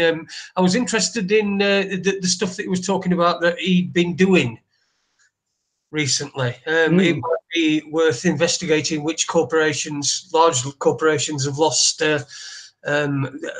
many executives recently. Any ideas? So again, the computer froze up. I got any ideas? Oh, did you? All right, okay then. The question, weren't it? I'm saying Michael was telling us about what I was particularly interested when he was telling us about what he was doing. I mean, what did you read into that? You know, any corporations spring to mind that have lost a lot of executives? Sorry for repeating myself, listeners, but unfortunately, my co-host is a little bit mutton sometimes. I've got a supercomputer that froze. I don't know. It sounds very intriguing. I like to hear anybody who's getting some successes from any way, shape, or form. They have been few and far between, but as people are picking this up, there's a lot of private prosecutions going on. I've had a not a phone call, but exchanged a few texts this week with somebody who's going to be coming on the show again. She's not been on the show again, sorry, but she's going to be coming on and to talk about all this stuff, because she's on the stuff that she's working with is, you know, it's a different world to where I was at. You know, you're talking the top end, you're talking top banks, everything, and there's court cases being taken against these. It's a beautiful thing to see people just going, I've had enough. You know, from all walks of life, you're seeing that it doesn't take a lot to become homeless, does it, these days, Jason? Oh no, anybody's. Yeah, it's just getting to that point where people have got to, as Michael was saying, people are talking about it, people are waking up, they don't know what to do. There's any number of reasons why people end up homeless, you know, and people, you know, a breakup of a relationship, it's really not very good for, it's not really going to happen, is it, that two people that are in a relationship that's broken up are going to be able to live in the same house? So exactly. It's going to be the man that leaves. Then he's still got all the bills to pay because his kids are in the house, and then he finds himself where he's got nowhere to go. He's sofa surfing with his friends. He probably, if he's got parents that he can stay with, then, you know, he's a lucky guy, can go over there.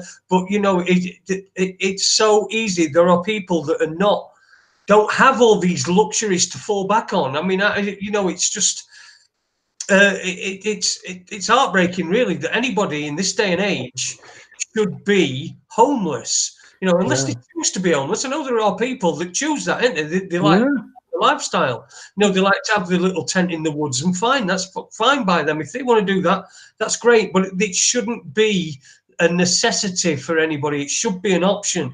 And you know, where anybody can find themselves in that situation.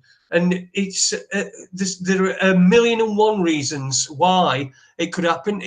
Addiction to something, you know, and again, that's probably going to end up being a relationship breakup. So all these things are linked in, but yet all these things are promoted. All these things that could cause, and I'm not saying they should be banned. I'm just saying that they should be.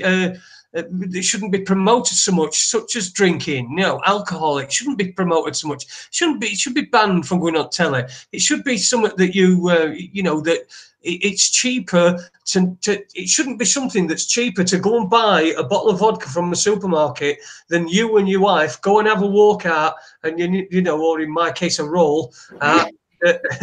You know, and go and sit and have a drink in a pub. And also, because of the amount of cheap alcohol, that leads to addiction, because it's so readily available and it's so cheap. Now, I'm not suggesting they should put price of it up, because now we're in that.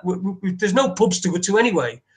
You know, and there's a lot of people that if they stopped selling alcohol in supermarkets, that had been a bad spot and would probably end up with something worse. But I'm just saying the promotion of it. It's the promotion of everything that's bad for you is promoted for you to you, and things that are not necessarily bad for you, they're promoted to you by telling you that if you buy their product, you know, you're going to be a dead sexy man. But, you know, as a sexy man, I know what it takes. And it doesn't, you know, watching an advert and buying something from somebody isn't going to make you a sexy man. I know that. When did you learn that one? I've always known deep down inside. What I'm doing now is I'm, what's the word? Identifying. I'm identifying as a dead sexy man. Do you know what? I'd throw in, and on top of that, Jason, when you're talking about how easy it's to be homeless, if you look at families these days, the mass majorities of families that you see, well, not, I wouldn't say mass majorities. That's very, very blanket, isn't it? But there's a lot of families these days that don't sit in the same room, converse. It's like the family's all split, and there's a lot of times that people who are homeless, they haven't got that family connection. They've burnt bridges through whatever reasons, you know. Whereas when you were talking about people who choose to be homeless, the homeless people, when I was growing up, you knew them by name because they chose to do that, you know. But they didn't cause problems. They weren't begging. You never saw these people begging. It wasn't a case of begging. You might even see somebody come out of a pie shop and go, hey, Dave, there you go, on your way, son, have a good one. You know, all that kind of stuff. It was a different, you know, you seem to, I always said that when I got older, I wouldn't romanticize the past like my mum, my dad, and my aunties and uncles and that did. But you can't help but see the changes. They must have looked back and seen the changes as well. Do you know? But they accepted those changes more readily because of information that was available. I mean, you know, my thoughts about our government compared to the thoughts of what my mum had to the government, she thought like Churchill was God. She thought the government was great. She remembered that in 1942 getting extra rations of chocolate. They were amazing. But I know what happened. So now the information's here. It's, you know, it's hard to be able to think in that mindset and carry on, isn't it?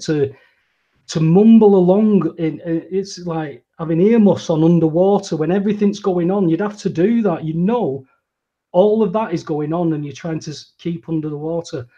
And I don't understand how people, well, I do, because people have to for the sanity. Yeah, that's what I do. Yeah. Sanity. You know, if they're pretending, and as long as they're getting along and they're going along and everything's going okay, that's it. Yeah.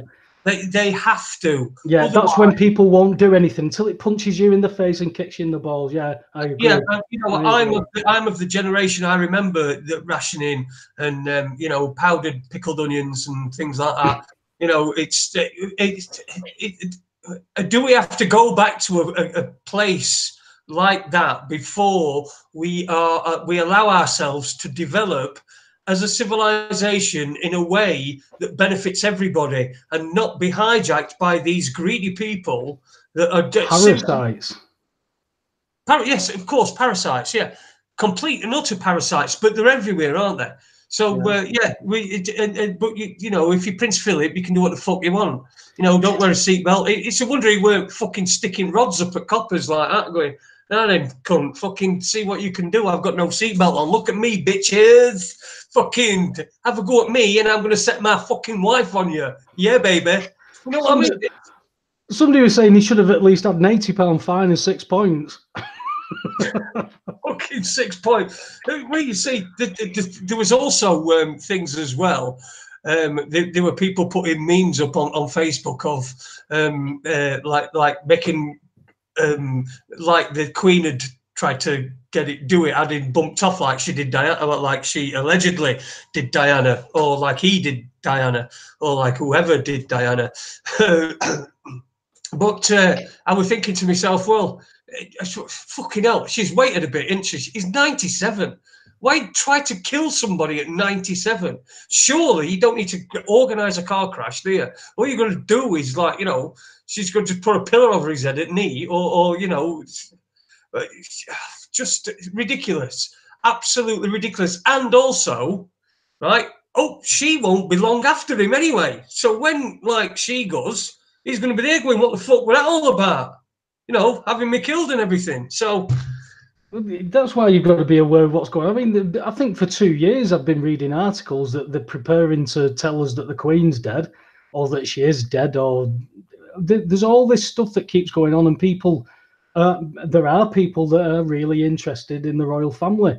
You know, I know people who don't believe that you know, it's not the Queen's fault. It's her job, and she was born into that job. She didn't ask for it. And, you know, these people will wave flags and sing "God Save the Queen." But I just don't get it. These people, what do you see? These people waving the flags and you know, God save the Queen. And I'm sure, like most of them are you know, these women's institute women from fucking Windsor that have got a bus down, and you know, they can afford their own bus each, so they bus loads of them down, and they're all waving the flags. What do they actually think? Do they think, oh, this person is a better person than me because she came from a magical golden cunt, so she must be a better person than me, and I must worship her? I just don't get it, mate. I really don't get it. No, a cunt's a cunt, mate. I don't get it at all. It's it seems to be, it's a hierarchy that they've, you know, seeped in through generations. Whoever's been in charge, they've instilled these generational things. You know, one time they were sacrificing the firstborns, and you know, they decided, hey, we've had enough of that, and you know, oh, we still want to hold on to power, so we'll listen to what the people have got to say. That's all that's changed. You know, it's just, if we actually knew how to run this country, we would put people in place to run it on our behalf. We would do our chosen professional job to help out for a certain period of time, and then finish work, and somebody else would replace us in the workforce. That's how it's meant to work. Until people switch on enough to understand how they work it against us in order to say, well, this is how it should work, because you don't need everybody to understand it. It's just certain people, like Michael was saying. There are good people in this system. I know there are good people in this system. They don't want it like it is, but they're in the same place. Banks, mortgages, houses, children, life. You know, we're all trying to scramble out the pit and not be sucked down with everything. Well, let's see what's going on in chat room anyway. Dinny's in there. Hello, Dinny. Eric Cookie Monster, Queen Lizard Breath teleported him into the wreckage. Okay, fair enough. Queen Lizard Breath. Stockholm. Did somebody?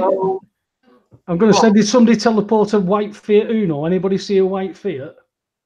I don't think they were on, were they? But what have you seen any? I've noticed that this woman's been on these TV shows and stuff. I've noticed because I've seen the advertising and stuff like that. I've not actually watched any of them, and I've not seen any of them. But I mean, what people are now saying she's milking it. I mean, wouldn't you milk it? You'd milk it, wouldn't you? You'd milk it for all it were worth. Particularly us. They get us on Good Morning. Prince Philip's crashed into us. Into me and you as we're going, like, you know, from Raconteurs Towers, you know, in future, Raconteurs Towers, you know, when we're going to a book signing of your book, the Bills of Exchange 2, you know, and then Prince Philip comes out and whacks into us, and like, you know, you break your wrist, which, you know, it's okay, you're a bit limp-wristed anyway, so that's not going to matter, but you break your wrist, and, you know, oh, your children in back could have been killed, but we didn't have children, we've got us teddy bears strapped into child seats in the back as a joke. This is sounding a bit weird now, Jason. Yeah, but can you say, you'd milk it, wouldn't you? And yeah. She's getting abuse for this because she's milking it. But that's what you're going to do. You're going to milk it to death. I'd be straight on phone to some crappy newspaper and say, oh, no, then, his breath stunk of beer. Huh? Wouldn't you? His breath, he stunk of beer, and I could smell weed and all. You'd at least, if you got on this morning, you would at least say, do you know what? When he crawled out the wreckage, its skin had been torn and there was all these reptilian scales all over him. You'd have at least said that. It looked like a character from V. Yeah, you could say that, couldn't you? And he'd got a David Icke pin badge on as well.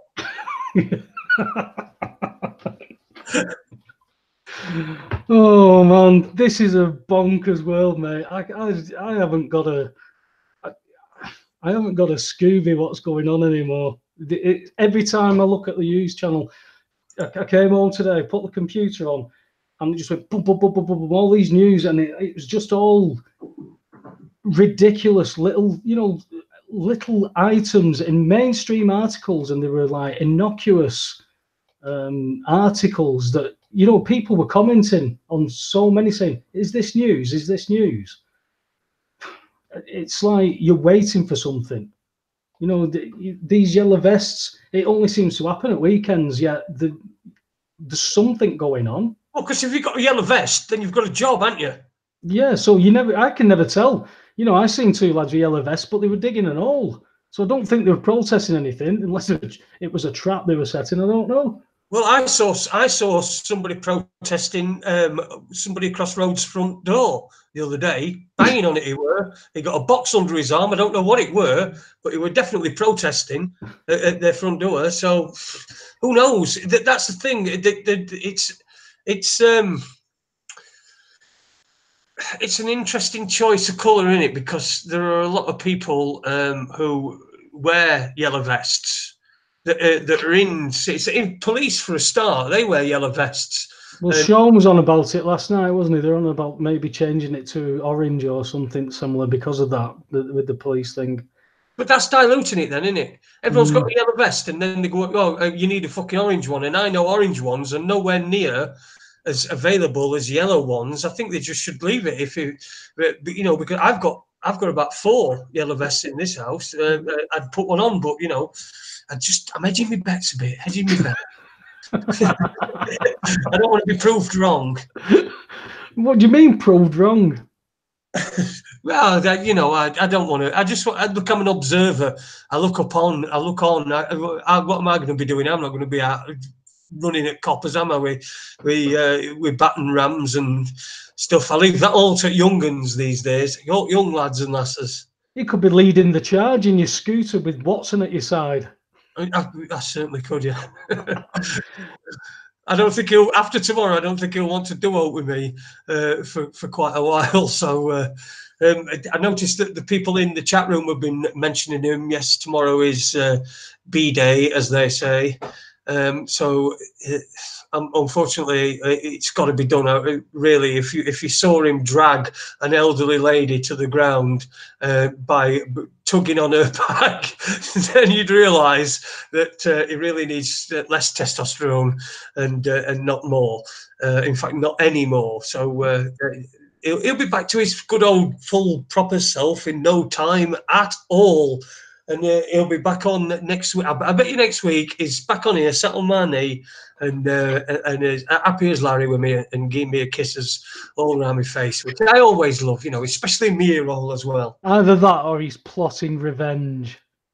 Yeah, well, listen. He's going to get you filled in proper next time, mate. Don't you remember a few weeks ago he did bite me on the cock? So this is my revenge. Oh dear. I'll tell you what, I did have a very sobering thought yesterday. I was sat in the living room, just doing a bit of research, and I heard all this commotion. I'd come back, and there's like, as I drove up to the house, one of the houses opposite, there was outside on the pavement, there was a microwave, a Hoover, a rug, and some other smashed up plastic bits, just empty there. And I thought, what the hell's gone on there? Thought somebody's either been kicked out or moonlight flit or something.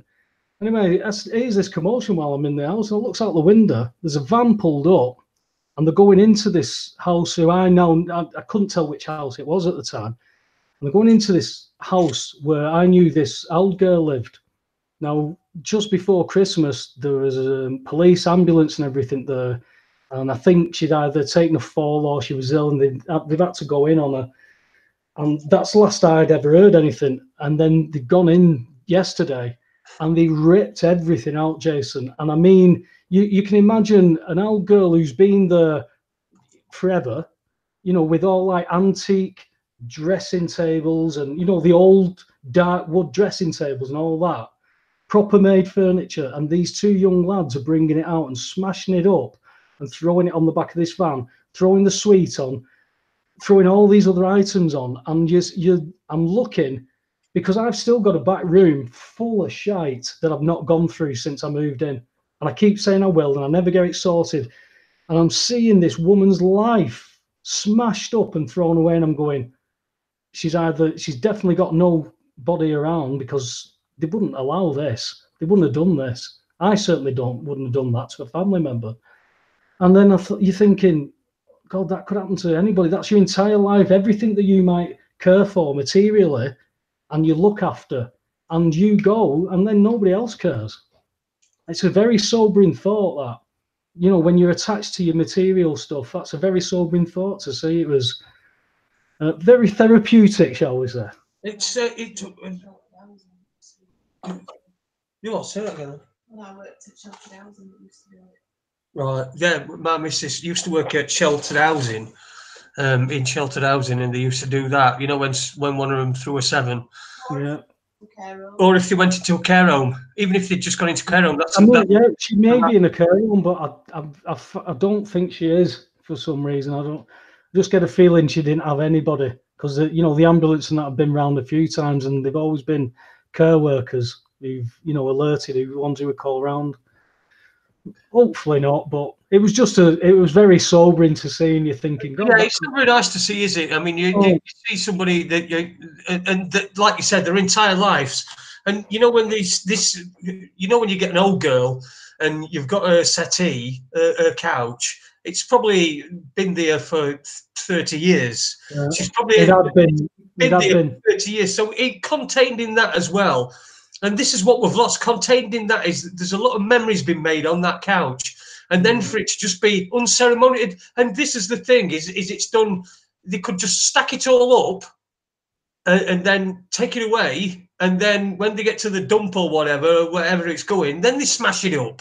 But to do it unceremoniously in the middle of the street where there's people who perhaps know her, and like you, there might have been some older people who don't know what's gone on with her, don't know what's happened to her, used to know her, used to talk to her, perhaps not spoken for quite a while because the needs have changed and stuff. So, and that person's then seeing that, and then they're wondering, and they will naturally think that she's died, like you.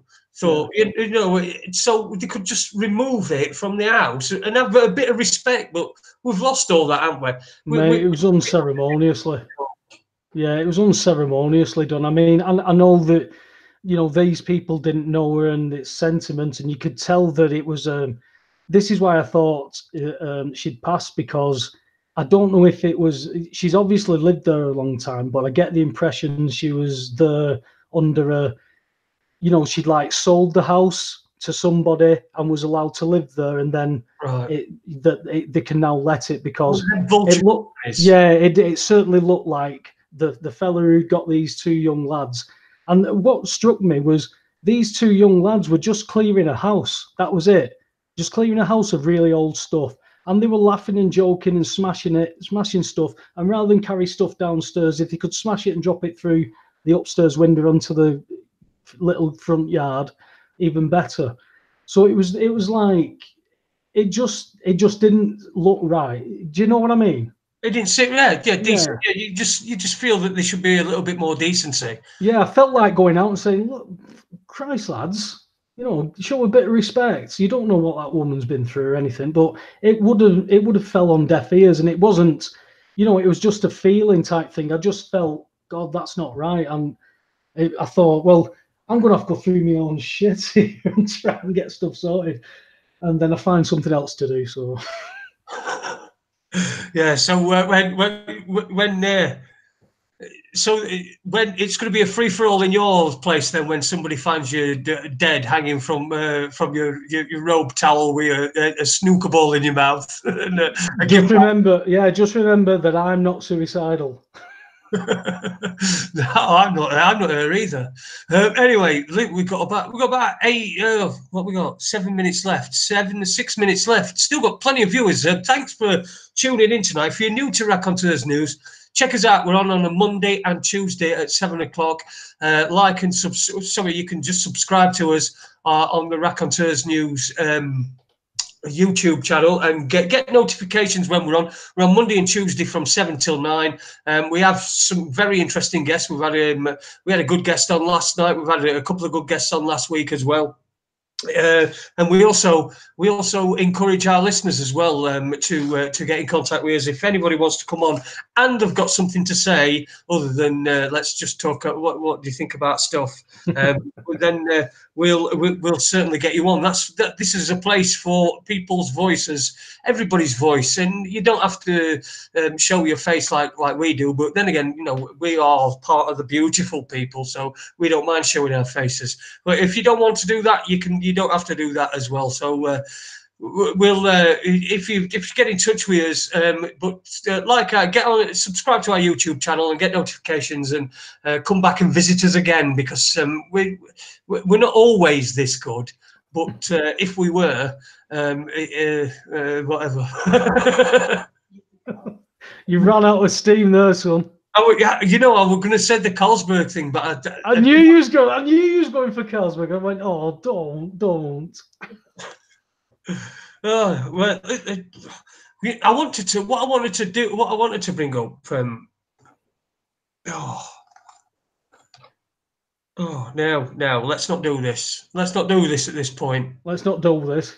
Let's not do this. Let's not start. It's 5 minutes to go, and I really don't want to start. Don't start out big now. I've just seen an article that the FBI agents are saying that the shutdown is hurting criminal investigations. Oh. The FBI agents say shutdown is harming terrorism, spy and sex trafficking probes, and even DNA testing. So how did they know that? Well, they're saying they can't get informants paid. Well, how are they going to pay informants? Surely, if they're not getting paid either. And what about the press guy? The press guy, is he getting paid? Is he special? Exactly. Well, it's a Daily Mail article, to be fair. But it will be probably not from the FBI. Yeah. No.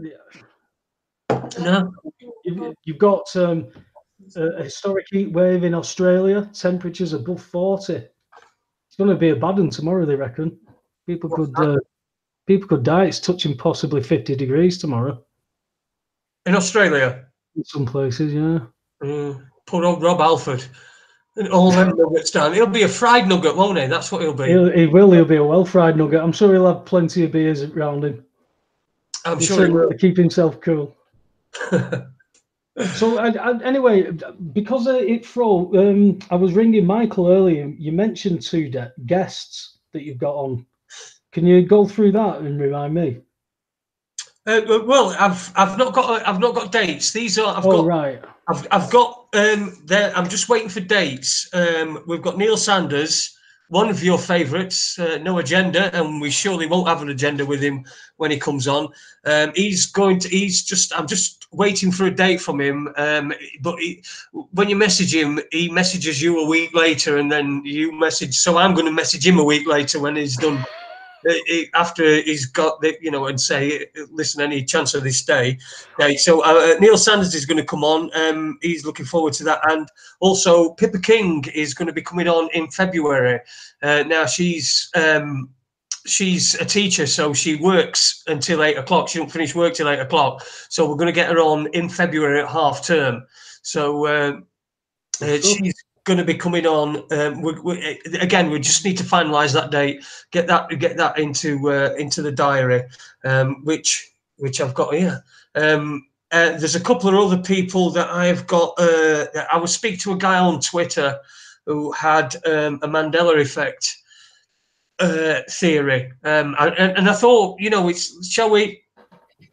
I wanted to get more into the woo-woo side of stuff again, because we've done quite a lot of politics. Yeah.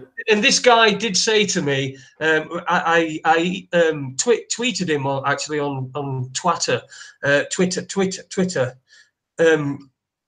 and he said, I've looked at your channel, mate. I've looked at your channel. It seems a bit political for my stuff. And I said, no, we've only been political because this Brexit nonsense that's been going on. So really, we have been more and more political. There's a lot going on, isn't there, in politics? Yeah, so I said, but we've done shows on UFOs, Mandela effect, and we've even done a flat Earth shows. So we do have a diverse thing. So I want to get back into that a bit more as well. I want to try and get some more quirky individuals on, people with interesting stories. You might not agree with it, or you might think it's fucking la shit, but that's what we set out to do. We give people a platform. And also I wanted to do I'm also looking at getting a guy on, and I thought about this because when we had young Taylor on, Uni Black Sister, in the chat room, when we had him on, and I thought to myself, there are so many things going back. So I wanted to do like a gold, going back in time at things that were around at the time, that people might have missed when I first started doing this sort of thing, because I've been at it for ages. So when I first started doing these, and so I'm getting a guy on who is, again, I'm in contact with him, and I'm just trying to iron out things and get a date. And you know how difficult it is to pin people down, especially when they're in America.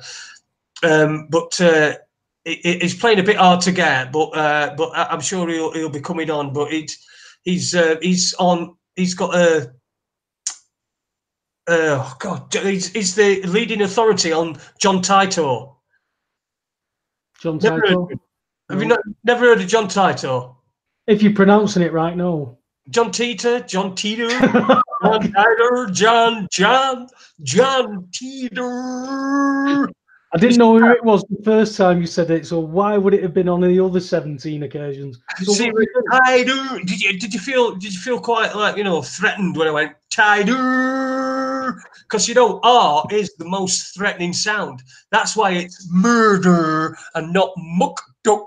See, but anyway, yeah, John Titor. If anybody's not heard of John Titor, it's from around about 2000, and he popped up online and claimed to be a time traveler. And right.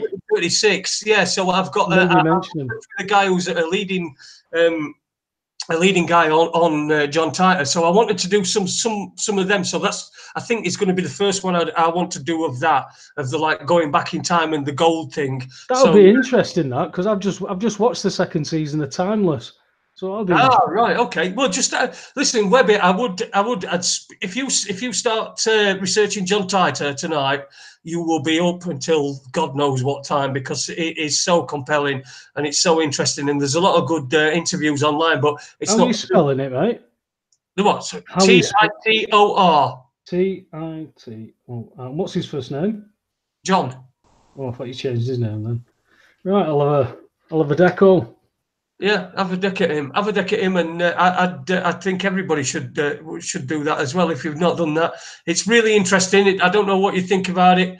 Anyway, it's a subject matter, isn't it? Have a bit of interest in things that you don't necessarily know about. It's not whether you put a belief in it or not, but it might be something you don't know. If you're not interested, don't bother. It's as simple as that, isn't it? And shoot you forward. Anyway, Webby, we've gone over by 2 minutes. We're terrible for this. Oh no! If I click the little cog up here, I think that'll send time backwards so that we can go back in time to 9 o'clock and finish on time. Well, that'll mean Andy will boll at you if you go back too far, because he'll be sat here with us then.